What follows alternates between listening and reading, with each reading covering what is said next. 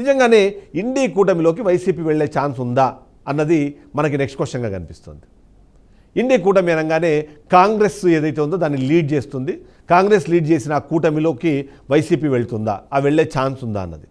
వెళ్ళే ఛాన్స్ ఉందో లేదో పక్కన పెడితే తీసుకెళ్లేందుకు జరుగుతున్న ప్రయత్నాలకు సంబంధించిన ఒక అంశం అయితే ఇప్పుడు మార్కెట్లో జరుగుతుంది. అందులో ముఖ్యంగా 2 అంశాలని మనం చూడాలి. మొదటిది, ఇప్పుడు కొత్తగా తమిళనాడుకు సీఎంగా మారిన విజయ్ చాలా క్లియర్గా ఎన్డీఏ కూటమికి వ్యతిరేకంగా మాట్లాడడము, ఎట్టి పరిస్థితుల్లో ఎన్డీఏలకు చేరను అనే విషయాన్ని చెప్పే ప్రయత్నం చేస్తున్నారు. అక్కడ డీఎంకే ఇప్పటికే ఎన్డీ కూటమిలో ఉన్నా సరే మొన్న జరిగిన పరిణామక్రమంలో ఎన్డీ కూటమిలో నుంచి వాళ్ళు బయటకు వచ్చిన పరిస్థితి మనం చూస్తున్నాం. సో విజయ్ అన్నది ఖచ్చితంగా ఎన్డీ కూటమిలోకి వెళ్ళే అవకాశమే ఉంది అన్నది మనకు ఒకటి కనిపిస్తుంటే, మరోవైపు కర్ణాటకలో మారిన రాజకీయ అంశాలను మనం అబ్జర్వ్ చేస్తే రాజకీయాల్లో అక్కడ డీకే శివకుమార్ ఇప్పుడు కొత్తగా సీఎం అయ్యారు. ఆయన వైఎస్ జగన్మోహన్ రెడ్డికి సన్నిహితుల్లో ఒకరుగా చెప్తూ ఉంటారు. అంతేకాకుండా ఏదైనా జరుగుతున్న నేపథ్యంలో వాళ్ళిద్దరి మధ్యలో డిస్కషన్ జరుగుతుంది అని కూడా మనకు అనిపిస్తుంటుంది.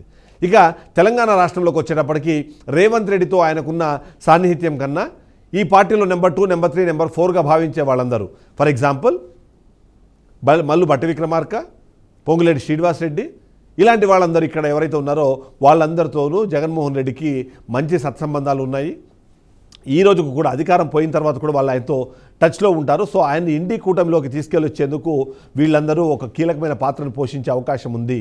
ఆ కారణంగానే ఇండి కూటమిలోకి వైసీపీ వెళ్ళబోతోంది, వెళ్ళే అవకాశాలు కనిపిస్తున్నాయనే విధంగా మాటలు అయితే వినిపిస్తున్నాయి. కానీ ఛాన్స్ ఉందా అంటే 100% బ్లంట్గా మనము ఆ ఇండి కూటమిలోకి వైసీపీ వెళ్ళే ఛాన్స్ లేదు అని చెప్పొచ్చు.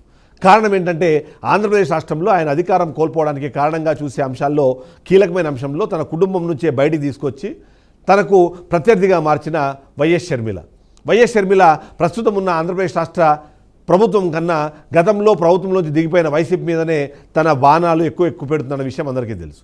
2 ఏళ్ళు వచ్చిన తర్వాత కూటమి ఏం చేసిందన్న ప్రశ్న కన్నా గతంలో 5 ఏళ్ల పాటు ఉన్న తన అన్నకు సంబంధించిన పాలనపైన ఆమె ఎక్కువ ఆరోపణలు చేస్తుంది, విమర్శలు చేస్తుంది అన్నది చాలామంది మాట్లాడుతున్న నేపథ్యంలో ఆమెని అక్కడ తీసుకెళ్ళి అక్కడ పెట్టి ఆమెను ఇబ్బంది పెట్టిన వాళ్ళల్లో కీలకమైన వాళ్ళు కాంగ్రెస్ పార్టీ.